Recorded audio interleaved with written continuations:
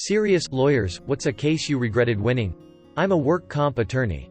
Now represent injured people, but used to work on other side insurance defense. There was an applicant with a serious injury. Fell off a ladder, busted back with fusion, shoulder fucked, years of treatment. Internal issues, psych issues, really just fucked up. 50% plus permanent disability. We were 5 years in and finally getting to settlement time. If we bought out his future medical settlement pretty far into 6 figures. This guy was the sole provider for wife and 2 kids. Then we found out he had aggressive brain cancer. Expected only couple years to live, at best. Thus, we wouldn't buy out future medical anymore. Still got permanent disability for $60,000-ish, but can't give medical buyout based on 25-plus year life expectancy anymore. I felt terrible for the guy and his family. Me and the adjuster tried to get insurance to agree to some sort of amount like 5-year buyout, but the bean counters said hell no. The attorney knew it wasn't me making the decision. Even though he worked on that guy's file for 5+ years, he decided to take $0 in fees. I have so much respect for that attorney turning down $10,000 plus in fees to help his client in a very shitty situation. I do family law and I represented a father who had lost most of his custody from heroin use and imprisonment as a result. He came to me saying he was clean and doing good and had his life together, and it checked out. He had been clean for almost 9 months, not counting jail time, and seemed sincere in wanting to resume a full relationship with his son. The other side fought viciously to keep him at extremely little custody and supervised at that, but we prevailed and got an order restoring fairly frequent unsupervised partial custody.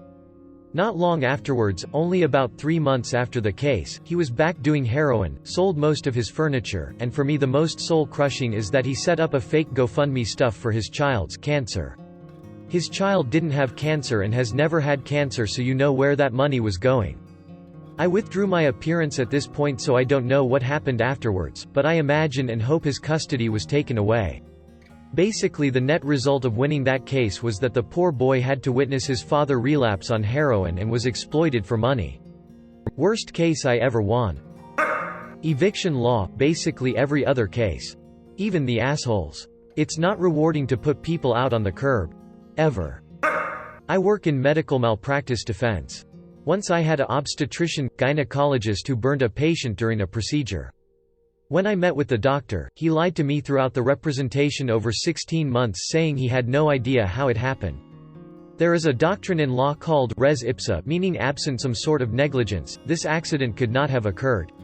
Woman came in without a burn, and after the procedure, the woman left with a burn. There's no way this doctor didn't know what had happened. The area of the burn was where he was operating on. It wasn't until I brought up settlement, because this was not a case we could win, did he say, "Oh, maybe I do know what happened." We ultimately settled that case, which is considered a favorable outcome considering the potential high monetary verdict. Sometimes I think this doctor really ought to have lost that case and their license. Settled a personal injury case for a guy and he was set to get about $5,000. He was in jail. I held the money for a couple months, and when he got out he came by to get the money without delay. The next day the cops came around and asked if I knew him. I explained that I did. I was told he died that night of an overdose and the only thing found on him was my card, some drugs he had not yet used, and a needle.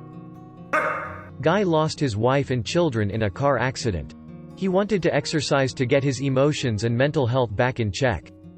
Doctor wrote him recommendations for exercise equipment, ball, chin-up bar, nothing crazy, and he submitted the expenses for same to his insurer. Client, insurer, adjuster wanted this fought tooth and nail because exercise equipment was only covered for physical rehab and he was not physically injured. I do not practice in this area anymore. I wouldn't say I regret this so much as to this day it amazes me. As a first-year associate I was given a terrible PI case where my client received a flu shot and thereafter felt pain in his shoulder. He went to another doctor who performed an MRI and determined he had a torn rotator cuff, which was undoubtedly not related. My job was to allege the flu shot caused the rotator cuff tear. Our ortho actually correlated the two, which is the more regrettable position, and the case paid out. Being the bottom of the totem pole I had no choice but to take the case, which was handed down by a partner. But at the same time, just overwhelmingly made me feel like the worst stereotyped attorney and just hated having to walk into court on it and feel my reputation being destroyed. I do juvenile work, criminal law and family law. I represented this client first when he was a juvenile charged with disorderly conduct at school and fighting, then when he became an adult it was for simple things like possession of marijuana. As he got older, it became easier and easier to figure out what part of his life hasn't gone as well as it could, and I tried to counsel him and push him to better himself. He got his GED, he started going to NA, he started classes at a community college, and found a part-time job. On the night of his 21st birthday, he was charged with a DWI. Of course I'll take care of that too. About 6 months later, we are due in court for trial, on a Monday, and he doesn't show up, which at this point in his life is highly unusual. As I'm trying to figure out where he is, the court starts going over arraignments, first appearances, and then lo and behold 3 people are up for murder charges. The prosecution starts to tell the judge what the facts, circumstances of the case are and mentions a few victims' names. Apparently, my client was at a party when these 3 individuals decided to allegedly do a drive-by shooting. My client suffered multiple gunshot wounds and didn't make it to the hospital. So, by default, as you can't prosecute a dead person, the state has to take a dismissal. I guess technically a win. Either way, it was crushing to me as I thought he had really turned his life around. He had edit, "Wow, this really blew up. Thanks for all the positive comments." And the bling. Also, since some people asked for clarification or were confused. 1. I truly believe he was on the right path forward. 2. GED equals high school equivalency diploma. 3. NA equals Narcotics Anonymous. 4. DWI equals driving while impaired. As a personal injury attorney, I've seen a few clients win the blue-collar lotto, or getting more money than they reasonably know how to deal with. I do my best to educate them, but my job is to try and maximize their recovery, not teach them finance. I have definitely contributed to a few drug habits.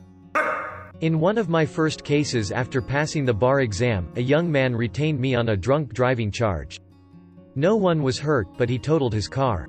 During trial, the arresting police officer testified that my client was clearly drunk at the accident scene, and that my client was loudly blaming the accident on the fucking asshole who stole his car, crashed it, and then fled before the cops arrived. However, according to 2 other witness statements tendered into evidence, it was my client's friend, the passenger, who was screaming about the asshole who stole the car, not my client, the driver. The cop must have confused the 2 men during his testimony. This discrepancy raised a reasonable doubt in the judge's mind, so she acquitted my client. At the time, the acquittal was somewhat unexpected for me. In my personal view, my client was clearly drunk and responsible for the accident, regardless of who was blaming the mystery asshole to the cops, but I was happy my young client got off, no one was hurt, and lessons were learned. And I was quite euphoric to have won my first criminal case. The regret? About a month after the acquittal, my young client called me at 3 a.m. from the police station saying, "It's me again. The police arrested me for drunk driving again. Can you help me?" Not only did I answer no, I instantly regretted getting the earlier acquittal. My client apparently didn't learn any lessons. I got a spoiled brat of a teenager cleared of a shoplifting charge when he absolutely had done it. His rich parents hired me to represent him. I did that to the best of my ability, and we went to trial and won, but I can't say I felt good about it. This kid needed to be taught some accountability for his actions, and his parents just wanted to buy their way out of any trouble he got into. EU lawyer here, child sexual harassment case. I was the defendant of the mother and children. Their father was the abuser. He didn't rape them, he was touching them and making them play with him and stuff. I put all of my effort into this. We lost at the first trial and then we won at the appeal court. The fucker got 6 years of jail time, served 4, he is now out. Where is the regret? She is together with him today. Her children are 13 and 10 and they are fully aware of what has happened. I regret because I had kinda seen it coming. When she started suspecting the harassment, she didn't do much. Still maintained her afternoon work shift while she had a choice to work mornings, and left him alone with the children for hours. She moved out of the house 4 months after her first suspicions from the harassment. During the trial, she often wept and needed psychological support because she felt responsible for destroying the family. I am fully aware that a mother's victimization can happen. I cannot forgive that after almost 7 years, 3 years battling at Korst and 4 years jail time, she is today with him. Makes me wanna vomit and burn every cent I earned from this case. Thanks for watching our video.